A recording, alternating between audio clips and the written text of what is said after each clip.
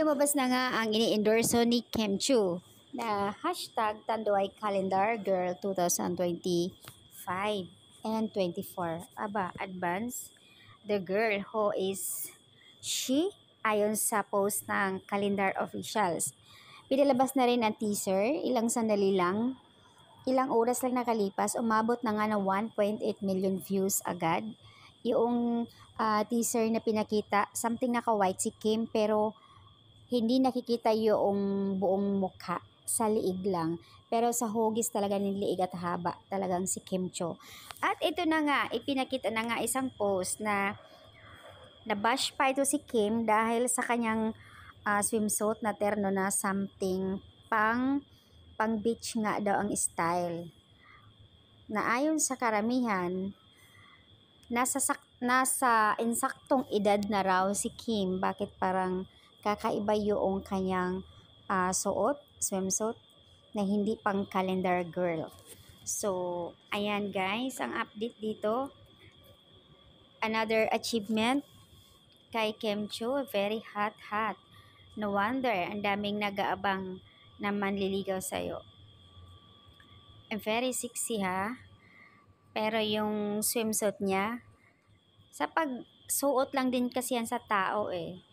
So, kahit ano pa ang sasabihin ng iba na sinasabi nila na hindi nababagay kay Kim, yung suot niya dahil parang iba yung style.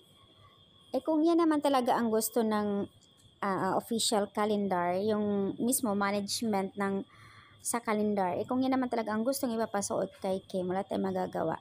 Hindi naman si Kim mismo yung pumili eh, sila mismo.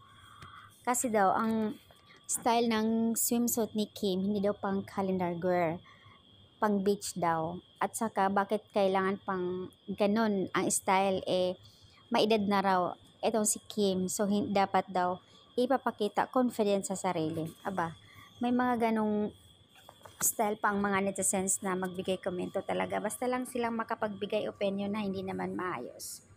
Well, kaya rin naman yan ni Kim Cho, diba? Bagay din sa kanya. Super sexy nga eh. Very classy and elegant na kahit sabihin mong swimsuit pa yan. So, ayan ang update guys dito. Another endorsement, Kim Cho. So, kailan to? I think, sabi ng karamihan, bukas to maipapalabas. Kasi doon sa calendar official, who is she? At nagkalat na nga rin yung kasuotan ni Kim. So, ayan ang update dito with the Chinita Princess, guys. So beautiful inside and out.